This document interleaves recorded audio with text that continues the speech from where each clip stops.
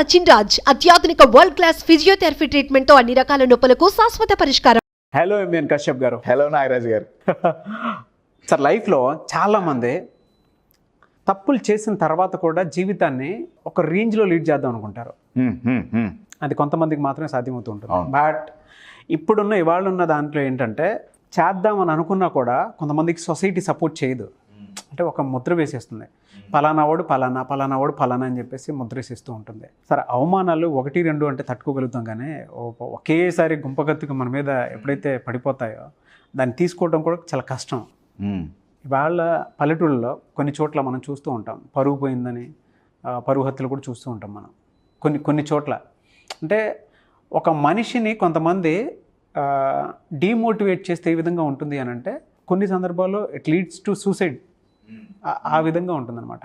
కానీ అది ఓవర్కమ్ అయ్యి కూడా ఎన్ని అవమానాలైనా సరే ఫేస్ చేసి ఒక మనిషి ఛాంపియన్గా నిలబడాలి అని అంటే, ఆ ఛాంపియన్గా నిలబడడానికి కూడా వాళ్ళకి కొంతమందికి ఎలా ఉంటుందంటే సార్, వాళ్ళు లైఫ్లో సక్సెసివ్ ఫెయిల్యూర్స్ చూస్తుంటారు. కంప్లీట్ సక్సెస్ఫుల్గా ఆ ఫెయిల్యూర్స్ని కంటిన్యూ చూస్తూనే ఉంటారు. ఫెయిల్యూర్ని సక్సెస్ఫుల్గా ఆ ఫెయిల్యూర్ని కూడా తట్టుకొని ఒక మనిషి బయటపడాలి అని అంటే ఎలా, హౌ? అవమానాలు జరగటం, సొసైటీ సపోర్ట్ చేయకపోవటం, ఇవన్నీ కూడా వన్ కేటగిరీ ఆఫ్ ఫెయిల్యూర్స్లో కన్సిడర్ చేసేసుకుంటారు. అవును. ఫెయిల్యూర్ అనేది చాలామంది ఒక కేజ్గా భావిస్తారు, కానీ ఫెయిల్యూర్ అనేది కేజ్ కాదు, ఒక సేజ్. సేజ్ అంటే మనకి జ్ఞానం ఇచ్చే వాళ్ళని సేజ్ అంటాం, మనకు నేర్పించే వాళ్ళని సేజ్ అంటాం. ఫెయిల్యూర్ మనకి నేర్పిస్తుందే తప్ప మన కిందకు తొక్కదు. కానీ 99% పీపుల్ ఫెయిల్యూర్ని ఒక కేజ్గా భావించి వాళ్ళని వాళ్ళు ఇమోషనల్గా బంధించుకుంటారు. Failure is not a cage my dear friends, it's a sage. It will teach you. నేను ఒక ఎగ్జాంపుల్ చెప్తాను. Sure. True story, true incident, right? అవమానాలు అన్నారు కదా, ఇప్పుడు నేను చెప్పబోయే వ్యక్తికి నో సపోర్ట్, ఫెయిల్యూర్స్ లెక్కలేనన్ని. అతని లైఫ్, ఒక పార్ట్ ఆఫ్ లైఫ్ని చూస్తే భయం వేస్తుందండి. ఇంత హీనంగా ఉంటుందా, ఇంత డేంజరస్గా ఉంటుందా పార్ట్ ఆఫ్ లైఫ్? ఆయన లైఫ్లో ఒక పార్ట్ చూస్తే. అంటే హీనంగా అన్న పదం నేను ఎందుకు వాడానంటే, ఎక్కడా పాజిటివ్ లేదు. ఒకప్పుడు ఆయనకి చాలా చిన్న వయసులో తండ్రి వదిలేసి వెళ్ళిపోయాడు ఫ్యామిలీని. వాళ్ళు 3 సిబ్లింగ్స్, తల్లి చూసుకునేది. అలా చూసుకుంటున్న తల్లి ఈ అబ్బాయి టీనేజ్కి వచ్చేటప్పటికి 16 ఏళ్ల వయసులోనో 15 ఏళ్ల వయసులోనో తల్లి కూడా చనిపోయింది. చుట్టుపక్కల లొకాలిటీ అంతా బ్యాడ్ అన్న పదానికి మీరు ఎంత హయ్యర్ డెఫినేషన్ ఇస్తే దానికంటే 10 రెట్లు బ్యాడ్ ఇన్ఫ్లుయెన్స్ ఉండేది చుట్టుపక్కల, ఆయన పుట్టి పెరిగిన లొకాలిటీ. ఇటువంటి నెగిటివ్ లొకాలిటీ తన మెంటాలిటీ పైన ఇన్ఫ్లుయెన్స్ అయింది. ఏంటి జీవితం అని అసహ్యం వేసింది ఆ పిల్లగాడికి. దానివల్ల అతనిలో 2 ఇమోషన్స్ పుట్టినాయి, ఒకటి ఫ్రస్ట్రేషన్, ఒకటి యాంగర్. ఈ 2 తనని మిస్డైరెక్ట్ చేసినాయండి. ఎంత మిస్డైరెక్ట్ చేసినాయంటే, పొద్దున్నుంచి సాయంత్రం వరకు ఆ పిల్లగాడు రోడ్డు మీద గొడవలు పడేవాడు, జనాలని, ఒక టీనేజర్ అండి, జనాలని కొట్టేవాడు. పొద్దున్నే పోవటం, ఎవడు దొరుకుతా, ఎందుకంటే లోపల ఫ్రస్ట్రేషన్, కోపం అంతా బయటికి రావాలి. ఆ పిల్ల ఏంటి నా జీవితం ఇది, ఇన్ని కష్టాలు ఎందుకు, ఒక నెగిటివ్ ఎమోషన్ అంతా బయటపడిపోవాలి రోజుకి. జనాలు కొట్టడం అంటే ఏదో సరదా కొట్టడం కాదండి, రక్తాలు కారిపోయేవి. దొంగతనాలకు అలవాటు పడ్డాడు, దోపిడీలకు అలవాటు పడ్డాడు, ఒక క్రిమినల్గా మారాడు. 13 ఏళ్ల వయసులో దగ్గర 38 సార్లు జైల్లోకి పోయి వచ్చాడు. అరే, ఇది ఇన్స్పిరేషన్ ఎట్లయిందిరా కాశ్యప్? చెప్తా ఎట్లయిందో. మిమ్మల్ని జైలుకి పోమని చెప్పట్లా, అందుకే పార్ట్ ఆఫ్ లైఫ్ అని చెప్తున్నానండి. 13 ఏళ్ల వయసులో 38 సార్లు జైల్లోకి వెళ్ళి, 16 ఏళ్ల వయసులో తల్లిని కోల్పోయి, ఇంకా చిన్న వయసులో తండ్రి వదిలేసి వెళ్తే, సొసైటీలో అందరూ నీచంగా మాట్లాడుతుంటే తనలో ఉన్న ఫ్రస్ట్రేషన్, కోపం బయటికి వచ్చి నెగటివ్ డైరెక్షన్లో ఛానల్ అయితే జైల్లో జీవితం గడిపిన వ్యక్తి కొన్ని సంవత్సరాలు దాటిన తర్వాత 20 ఏళ్ల వయసులో వచ్చేటప్పటికి ప్రపంచంలో అందరూ ఈ వ్యక్తి ఎలా మారాడు అనే ఆలోచన అందరినీ షాక్కు గురయ్యేటట్టు చేసింది. అతను ఇంత ఫ్రస్ట్రేషన్లో ఉన్నప్పుడు తనని బాబ్ అనే ఒక వ్యక్తి కలిశాడు. బాబ్కి బాక్సింగ్ అంటే ఇష్టం. తను అన్నాడు, ఇతని కళ్ళల్లో కోపం ఎప్పుడు కనపడుతుంది? లోపల ఉన్నప్పుడు, రైట్? మనుషుల్ని ఇంత చితకబాతున్నాడే. ఒకరోజు ఆయనకు పావురాలంటే చాలా ఇష్టం అండి. ఈ పిల్లగాడికి పావురాలను ఎవరో ఏడిపిస్తుంటే ఈ పిల్లగాడ అతన్ని, ఆ పావురాల్ని ఏడిపిస్తున్న అతన్ని ఎంత కొట్టాడంటే ఆల్మోస్ట్ డెత్ బెడ్ వరకు తీసుకుపోయాడు. ఈ బాబు అనే వ్యక్తి అది చూసేమన్నాడంటే, ఇతనిలో ఇంత కోపం, ఇంత కసి, ఇంత ఫ్రస్ట్రేషన్, ఇవన్నీ హై ఎనర్జెటిక్ ఇమోషన్స్ అండి. వీటిని గనక మనం యూజ్ చేసుకుంటే కమర్షియల్ యాంగిల్లో థింక్ చేసినట్టు. అబ్సల్యూట్లీ. బాబ్ అనే వ్యక్తి ఏం చేశాడంటే ఈ పిల్లగాడితో స్నేహం చేసి కస్ డి అమాటో అనే ఒక వ్యక్తి దగ్గరికి తీసుకెళ్లారు. ఓకే. ఆయన ఆ రోజుల్లో బాక్సింగ్ ట్రైనర్స్లో పేరున్న వ్యక్తి. ఈ పిల్లగాడికి ఆయన ఏం చెప్పారంటే, నీలో ఇంత కోపం ఉంది, నీలో ఇంత ఫ్రస్ట్రేషన్ ఉంది, కానీ దాన్ని కనుక ప్రాపర్గా ఛానలైజ్ చేస్తే అది చాలా ఉపయోగపడుతుంది. ఆ పిల్లగాడు ఒప్పుకున్నాడు, రెడీ, నేను ఛానలైజ్ చేస్తా. పని పాట లేకుండా అందరినీ కొడుతున్నావుగా, పర్పస్తో రింగులో జనాలను కొట్టు. పని పాట లేకుండా అందరినీ కొట్టే బదులు ఒక పర్పస్తో అదే కోపం, అదే ఫ్రస్ట్రేషన్, అదే యాంగర్ రింగులో నీ అపోనెంట్ మీద చూపి ఏమవుతుందో చూడు. అది ఏ రేంజ్కి తీసుకెళ్ళిందంటే 20 ఏళ్ల వయసులోనే వరల్డ్ హెవీ వెయిట్ ఛాంపియన్ని చేసింది ఆ వ్యక్తిని. అది ఏ రేంజ్లో ఆ పిల్లగాన్ని తీసుకెళ్ళిందంటే దగ్గర సంవత్సరానికి $700 మిలియన్ టర్నోవర్ చేసే వ్యక్తిగా తీసుకెళ్ళింది. ఆ కోపం, ఆ ఫ్రస్ట్రేషన్, ఆ ఫెయిల్యూర్ నుంచి వచ్చిన బాధని ఛానలైజ్ చేస్తే అది ఎంత దూరం పోయిందంటే అతను ఆడిన 58 మ్యాచుల్లో 52 మ్యాచ్లు గెలిచాడు. 52 మ్యాచ్లు గెలిచాడు. దాంట్లో చాలా వరకు నాకౌట్లే. అందులో అండి ఆయన చూసిన ఫెయిల్యూర్, ఆయన కష్టపడి రిజల్ట్ రాకపోవటం కాదండి, అసలు ఏం చేయాలో తెలియక క్రిమినల్ అయ్యాడు. నేను దాన్ని సమర్థించట్లేదండి.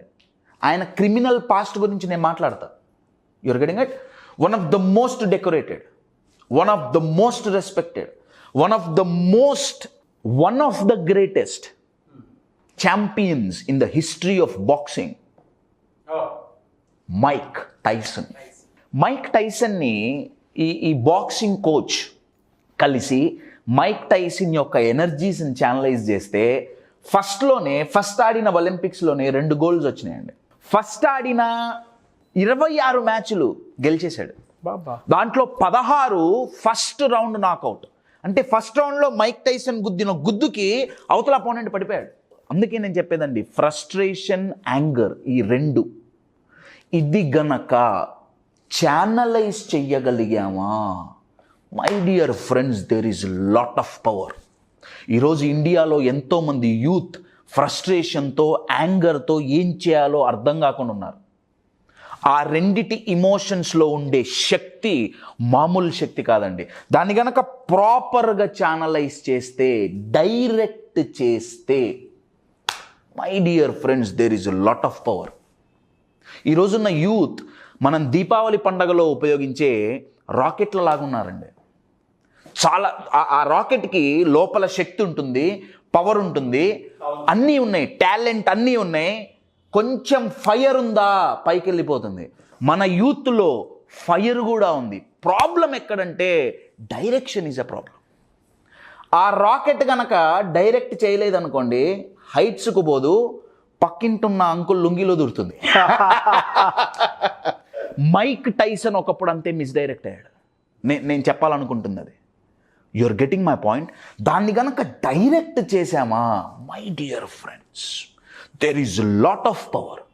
మీరు అడిగిన క్వశ్చన్కి ఆన్సర్ ఒక లైన్లో చెప్పాలి అంటే, బయట అవమానాలు జరుగుతున్నప్పుడు, బయట ఫెయిల్యూర్స్ ఎదురవుతున్నప్పుడు, బయట పరిస్థితులు కలిసి రానప్పుడు వచ్చే బాధ, కోపం, ఫ్రస్ట్రేషన్ని ఒక ప్రాపర్ ఛానల్లో పెట్టామా, my dear friends, there is lot of power. అలా ఇలా పారుతున్న నీరు వల్ల ఏమీ ఉపయోగం లేదండి. కానీ దానికి 2 గట్లు ఏర్పడిచి ఛానలైజ్ చేశామా, ఆ నీరు నది అయి పారుతుంది, ఎంతోమందికి ఉపయోగపడుతుంది. That is the power of channelising. Yes, channelising. నీరు వేడయ్యి ఆవిరైపోతే దేనికి ఉపయోగం ఉండదండి. కానీ ఆ ఆవిరిని ఛానలైజ్ చేసి, కండెన్స్ చేసి మళ్ళీ నీళ్లుగా మారిస్తే డిస్టిల్డ్ వాటర్ అవుతుంది, కాస్ట్లీయెస్ట్ వాటర్. అదే స్టీమ్ని ఛానలైజ్ చేస్తే ఎంత పెద్ద ట్రైన్ అయినా గుంజగలుగుతుంది. మనలో ఆవిరైపోతున్న నీరు మన ఫ్రస్ట్రేషన్, యాంగర్, మన బాధ, ఈ 3 చాలా పవర్ఫుల్ ఇమోషన్స్ అండి. వీటిని ఆవిరి కానీకూడదు, ఛానలైజ్ చేయాలి. ఎస్, ట్రూ అండి. అబ్సల్యూట్లీ. ఫ్రస్ట్రేషన్ని ఛానలైజ్ చేసామా, గ్రోత్ వస్తుంది. యాంగర్ని ఛానలైజ్ చేసామా, కరేజ్ వస్తుంది. ఫియర్ని ఛానలైజ్ చేసామా, బిలీఫ్ వస్తుంది. మైక్ టైసన్కి వచ్చింది అదే. ప్రెజెంట్ మైక్ టైసన్, ఆయన్ని చాలామంది క్వశ్చన్ అడిగారు, టైసన్ మీరు ఇప్పుడు రిటైర్ అయిపోయారుగా, బాక్సింగ్ మీద ఇంకా ఇంట్రెస్ట్ ఉందా, మీ మ్యాచ్లు మీరు ఎప్పుడైనా చూస్తుంటారా? ఆయన అన్నాడు, నా మ్యాచ్లే కాదు, నేను ఏ బాక్సింగ్ మ్యాచ్లు ఫుల్గా నేను చూడట్లా. ఆయన అన్నాడు, బాక్సింగ్ చేసిన టైసన్ నాకు నచ్చడు. ఇది చాలా షాకింగ్ స్టేట్మెంట్ అండి. మైక్ టైసన్ స్టోరీ తన అచీవ్మెంట్స్తో చాలా ఇన్స్పైరింగ్గా ఉంటుంది. దాని వెనకాల ఇంకొక పార్ట్ ఉంది. మైక్ టైసన్కి తన లైఫ్లో నచ్చని పార్ట్ ఏమైనా ఉందయ్యా అంటే తన పాస్ట్ అండి. ఎస్, ఆయన అన్నాడు, నేను పెరిగిన పరిస్థితులు కావచ్చు, ఏదైనా కావచ్చు, రైట్, నేను ప్రవర్తించిన తీరు నాకు నచ్చల. నేను సక్సెస్ అయ్యా, కానీ ఆ బాక్సింగ్ చేసినంత కాలం నాకు పీస్ ఆఫ్ మైండ్ లేదు. నేను చెప్పట్లేదండి, ఆయన ఇంటర్వ్యూలో మైక్ టైసన్ అంటే నాకు చాలా గౌరవం. ఆయన్ని తక్కువ చేసి మాట్లాడటానికి నేను ఈ స్టేట్మెంట్ చెప్పట్లా. ఆయన అన్న స్టేట్మెంట్ ఏంటంటే, సక్సెస్ అవ్వటం పెద్ద కష్టం కాదు, సక్సెస్ అవుతూ సెల్ఫ్తో గనక ఈజ్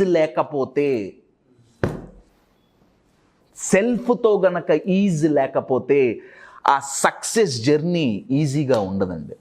చాలా స్ట్రెస్తో, చాలా గిల్ట్తో ఉంటుంది. పీస్ ఉండదు. అబ్సల్యూట్లీ పీస్ ఉండదు. పీసెస్ ఉంటాయి మైండ్లో. So my dear friends, 2 lessons from Mike Tyson. Number 1, మనలో ఉన్న ఇమోషన్స్ని ఛానలైజ్ చేయటం. నంబర్ 1. నంబర్ 2, మిస్డైరెక్ట్ అవ్వకుండా ప్రాపర్ దాంట్లో డైరెక్ట్ చేసుకోవటం మన మైండ్ని. Number 2. Number 3, failures are always a sage, not a cage. Definitely not a cage, my dear friends. Fantastic. Don't just become successful, my dear friends. Become successful. Enjoy the journey. ఆ process, ఆ journey ఏమైతే ఉంటుందో, మీరు success అవ్వాలి అని ఆ పని చేసే జర్నీ ఏదైతే ఉంటుందో, ఆ జర్నీ మొత్తంలో మీతో మీరు ఈజీగా లేకపోతే, మై డియర్ ఫ్రెండ్స్, ఆ సక్సెస్ని మీరు ఎంజాయ్ చేయలేరు. గ్రేట్ వర్డ్స్ అండి.